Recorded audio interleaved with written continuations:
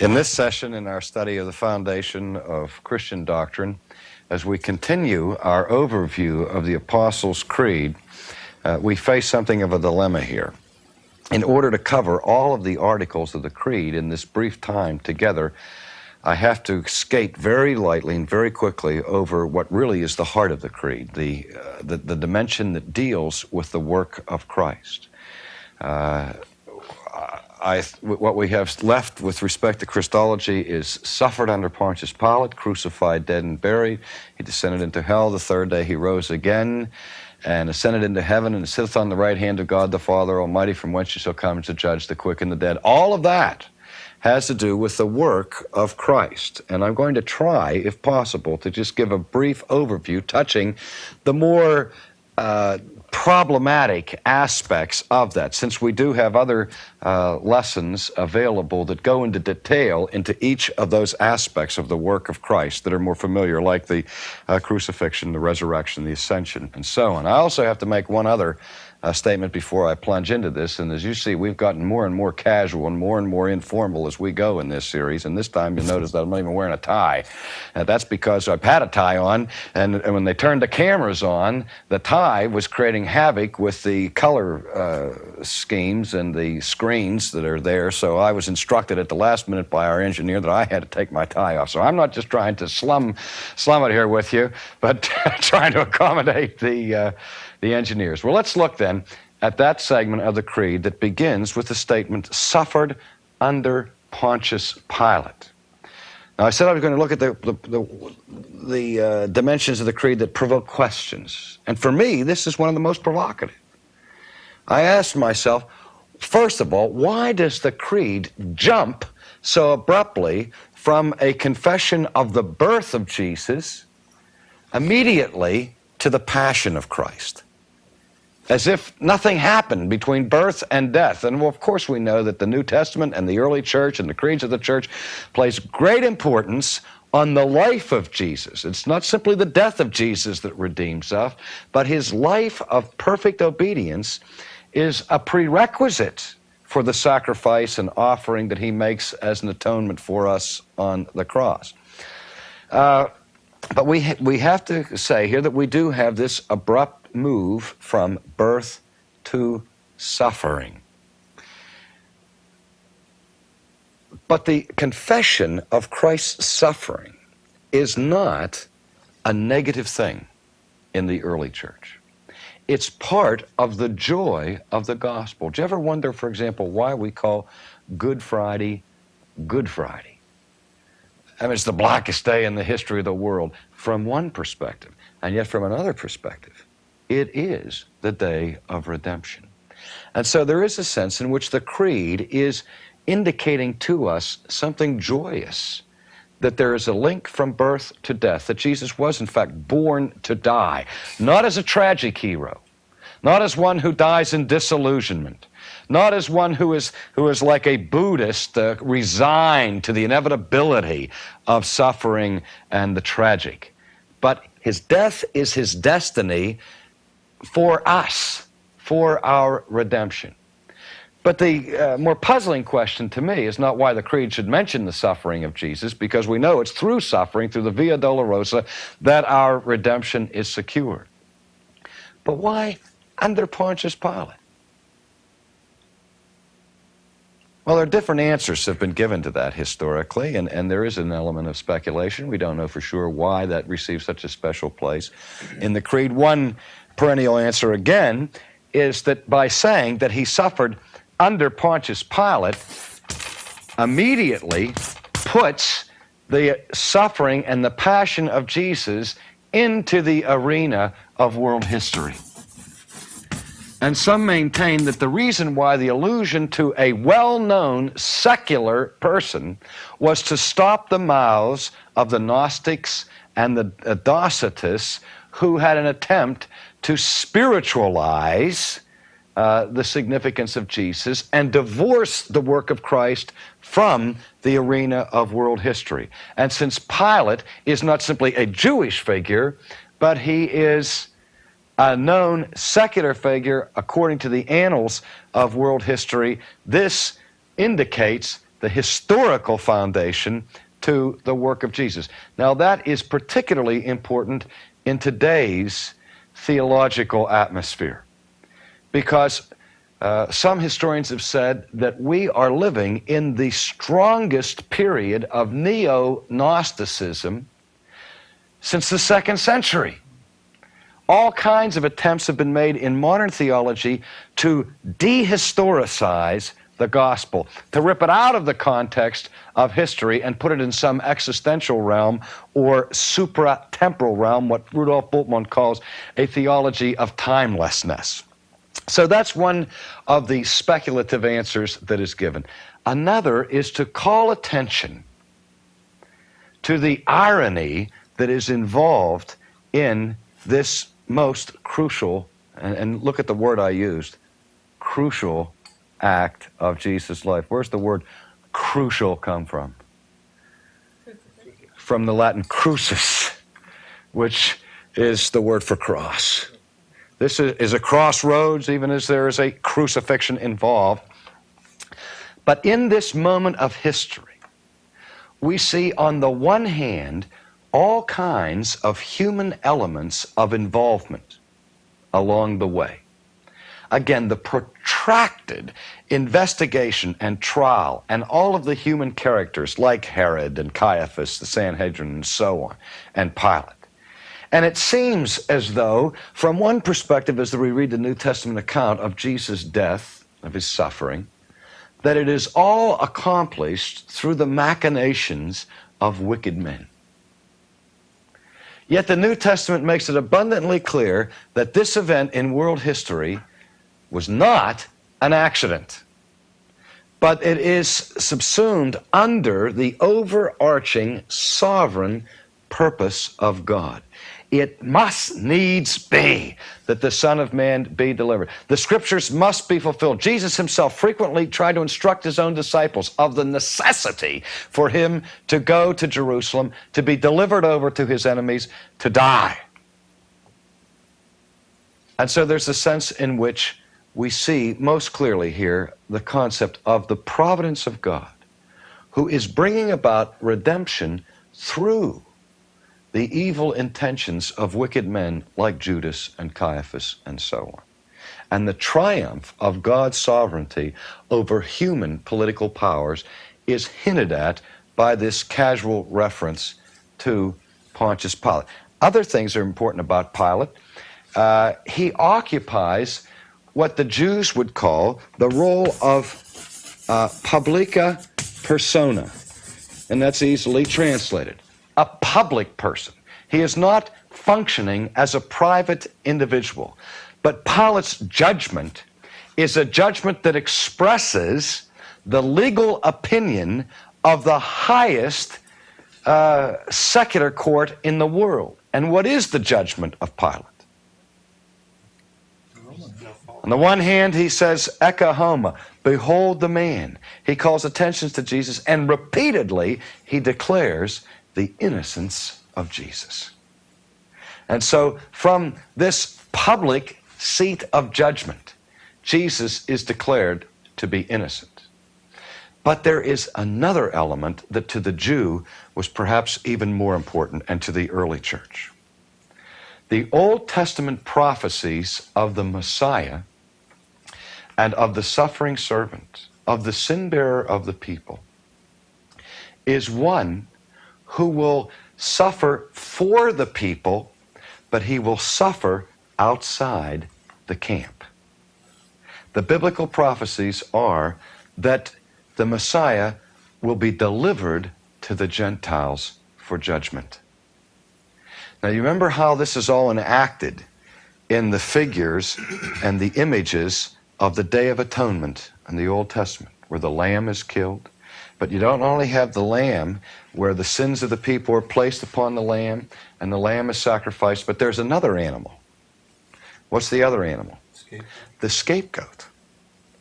And the priest goes through an elaborate ritual where he lays his hands on the scapegoat, symbolizing the transfer of the sins of the people to the back of the goat. Then what happens to the goat? Is he taken to the altar? No. He's driven where? The wilderness. Into the wilderness. Again, remember, when Israel encamped in their wilderness experience, they camped by tribes. And in the very center of that tribal encampment was what? The tabernacle. And in the innermost center part of the tabernacle, the innermost place, was the Holy of Holies and the altars of sacrifices. So that on the Day of Atonement, the lamb that was sacrificed in the middle of the camp. But the sins of the nation were put on the back of the, on the back of the scapegoat, and he's driven outside the camp, into the outer darkness, into the realm of what is unclean.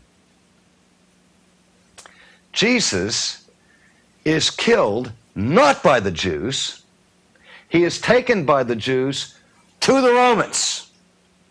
The Romans try to give him back. Herod's in town. They say, hey, he's a Galilean, he's under Herod's authority. And so Pilate shuffles him back to Herod. Herod shuffles him back to Pilate. And the final judgment comes by Gentiles.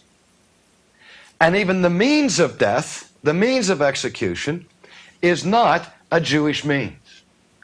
He suffered under Pontius Pilate, was crucified. How significant is that? The Jewish method of capital punishment was through stoning, not through crucifixion. Paul makes enormous mileage out of the fact of the means of Jesus' death in the book of Galatians, calling attention to the fact that under the Old Testament legislation, there were laws of purification and laws of defilement. And the formula in the Old Testament for the sanctions of the law that were positive and negative, where the positive benefits for those who kept the law were called what? Blessings. And the negative punishment for breaking the law was called what? Curses. Curses. And to be cursed meant to be cut off from the presence of God, driven outside where the benefits of God's presence are concentrated. Think of the Hebrew benediction, may the Lord bless you and keep you. It's a parallel. May the Lord what? Lift up the light of his countenance upon you. Or may the Lord make his face to shine upon you, right? And give you peace. May the Lord lift up the light of his countenance upon you. Or the second one is be gracious unto you. Lord, lift up the light of his countenance upon you and give you peace. They have a parallelism. Bless, make his face to shine, lift up the light of his countenance. What's the Jew saying there? The Jew understood blessedness in the concrete terms of the images of the being close, in near proximity, to the radiant, effulgent glory of the face of God. The closer you are to God, the greater the blessedness. The further away removed, the greater the curse. And so to be shut out into outer darkness, outside of the covenant community, outside of the household of faith, was to be cursed. Now, Deuteronomy tells us, cursed is anyone who hangs upon the tree. And Paul makes a big deal out of the fact that the mode of Jesus' death was by crucifixion, which is under the ban, under the curse of the Old Testament system. It's a Gentile form of death. And so for Jesus to take all of the curse that is the penalty for disobeying the law of the Old Testament, he must not only offer his blood like the Paschal lamb, but he also must fulfill the role of the scapegoat and be delivered to the Gentiles. Die outside the camp. Not only outside of Israel at the hands of Pilate and of Gentiles. But you would think if Jesus is going to fulfill the role of the Lamb without blemish, where would you expect him to die? In the temple. In the temple. But not only does he not die in the temple, he doesn't even die in Jerusalem. He goes outside the city walls of Jerusalem, abandoned to the Gentiles to receive the curse. Suffered under Pontius Pilate, was crucified, dead. Okay? And buried. Here we have to understand the significance of the burial in light of the Jewish messianic promise or prophecies of the progress of the servant of the Lord, which generally speaking, it's not an absolute, moves in a pattern from humiliation to exaltation. But the New Testament makes a big deal out of the mode of Christ's burial. The Old Testament prophet Isaiah said in Isaiah 53, he foreshadows and predicts the suffering of the servant. And it said he will make his grave, he will die with the wicked, but he will make his grave with the rich because of his innocence. Now, what was the normal punishment for an executed criminal under the Roman system? Thrown into the garbage heap. Thrown into the garbage heap. They were not given a regular burial service, but rather they were taken outside of Jerusalem to the garbage dump that was always on fire because every day, garbage was thrown in there, and that was called Gehenna. It became the principal image of hell for the New Testament writers. And yet God had promised that he would not allow his Holy One to see corruption. And the point of the New Testament is the transition from humiliation to exaltation doesn't start with the resurrection, it starts before the resurrection. It starts with the burial. The burial is the first sign of the vindication of God that he has accepted this sacrifice, that it is finished on the cross. It's finished on the cross. And so that the moment he is brought down from the cross, he begins to enter into his glory. Now that creates problems with the next phrase, okay? He descended into hell. Now, we know that some churches delete that statement from the creed, and others use an asterisk that means that he was in a state of death for 3 days. And we know, of course, that was not in the old Roman symbol, and presumably was a later addition even to the Apostles' Creed. Now, some churches, Roman Catholic Church, for example, believes that in between the time that Jesus died and he rose again from the dead, he experienced a local, what we call descensus ad infernos, a local descent into hell. That you ask, okay, what was the Spirit of Jesus doing in that interim between burial and resurrection? Well, the theory is he went to hell. Now, there are different theories of that. Some say that he went to hell to finish paying the ultimate penalty for death. And others argue, no, that he went there triumphantly on a redemptive mission to rescue captives who were there, the Old Testament saints or whoever, based on the passage in Peter that's very cryptic. In the Reformed tradition, Calvin, for example, argued that Christ's descent into hell was real, that Jesus really went to hell, but where did he go to hell? On the cross. On the cross. So that if Calvin were going to recite the creed, he would say, he suffered under Pontius Pilate, was crucified, descended into hell, dead, buried, rose again from the dead. Because it's on the cross that Christ experiences the curse. It is on the cross that Christ is forsaken by the Father. And the full measure of divine wrath is poured out upon him on the cross. Now, the question of what Jesus was doing in between is a question I'm going to just leave you hanging about. I think there is a response and a correct understanding of that Petrine passage, and I personally don't believe that Jesus went to Hades or anywhere like that. And I think that touching his spirit, Jesus was where? Exactly what he told the thief on the cross. I'll be today, you shall be with me in paradise. But granted, the whole question is complex and difficult to solve, and so I'm going to move on. Then, of course, the creed moves quickly from the descent into hell to the resurrection. Why is the resurrection so important to Christianity? Well, let me ask it another way. Is it conceivable, remotely conceivable, that we could have a meaningful Christian faith apart from resurrection. Again, in our day, there are theologians who are arguing that the resurrection as a historical event is not necessary for a meaningful Christian faith. Paul, of course, had a different view. The whole 15th chapter of 1 Corinthians argues in what we would call ad hominem fashion. He's faced with the problem in the Corinthian community that some people were denying the reality of resurrection. And so what Paul does masterfully in 1 Corinthians 15 is two things. In the first place, he gives us a detailed argument for the resurrection based upon the fulfillment of Scripture, the eyewitness testimony of the apostles, of the 500 people, and of his own eyewitness experience. But then he argues ad hominem, and he said, all right, let's take your argument for a minute. Suppose there is no resurrection of the dead.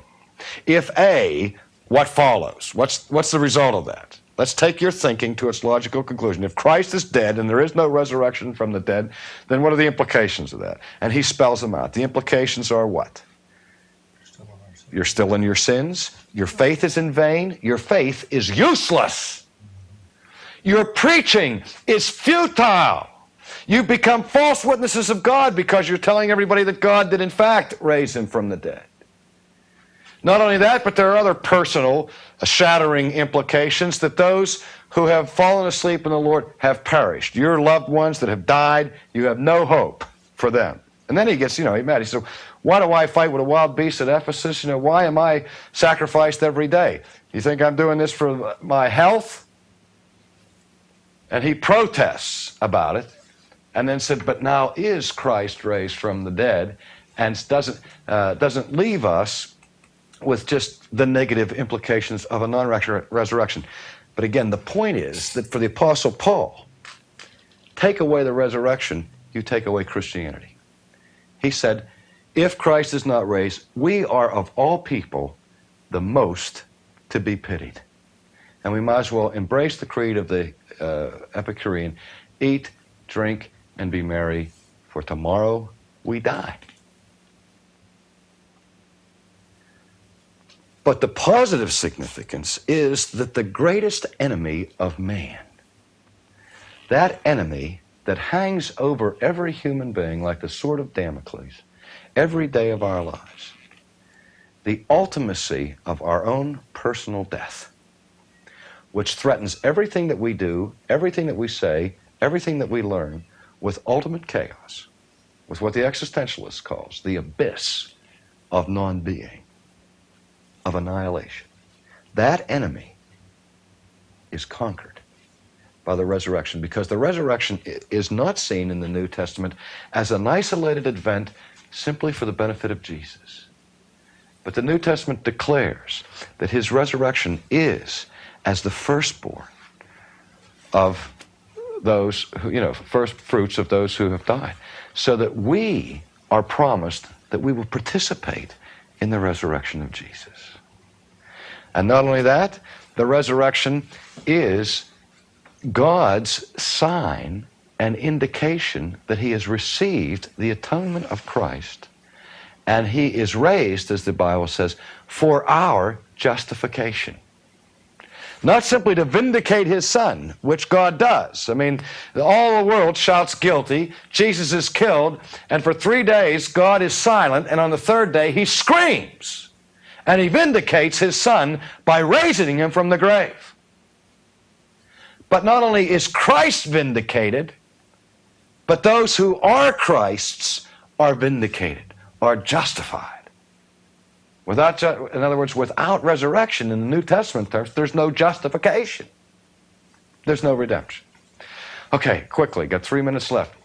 He rose again from the dead, and he didn't just rise again from the dead and then continue his earthly ministry for another 50 years. He ascended into heaven. I'm going to try to say this in about 30 seconds.